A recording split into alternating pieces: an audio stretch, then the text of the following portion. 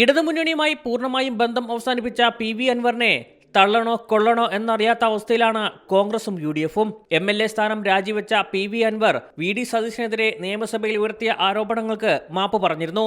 UDF-ലേക്കുള്ള പ്രവേശനവാതിലായി തന്നെ PV അൻവറും അതിനെ കാണുന്നുണ്ട്. UDF-നൊപ്പം PV അൻവറിനെ കൂട്ടുന്നതിൽ രണ്ട് അഭിപ്രായമാണ് കോൺഗ്രസിനകത്തുള്ളത്. നേരത്തെ ഉപതെരഞ്ഞെടുപ്പ് സമയത്ത് ഇടഞ്ഞുനിന്ന PV അൻവറിനെ ഒപ്പം നിർത്താൻ K സുധാകരൻ ആവശ്യപ്പെട്ടപ്പോൾ അതിനെ എതിർത്ത് VD സതീശൻ രംഗത്തെത്തിയിരുന്നു.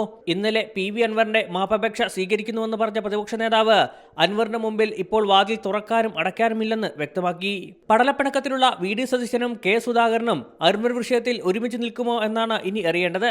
2016 വരെ കോൺഗ്രസിന്റെ കയ്യിൽ സുരക്ഷിതമായിരുന്ന നിലമ്പൂർ മണ്ഡലം PV അൻവർ ഇടതുമുന്നണി സ്ഥാനാർത്ഥി ആയതു മുതലാണ് നഷ്ടമായത്. തൃണമൂൽ കോൺഗ്രസ് സംസ്ഥാന കൺവീനറായ PV അൻവറിനെ കൂടെ നിർത്തിയാൽ നിലമ്പൂർ തിരിച്ചുപിടിക്കാൻ കഴിയുമെന്നാണ് വിലയിരുത്തൽ.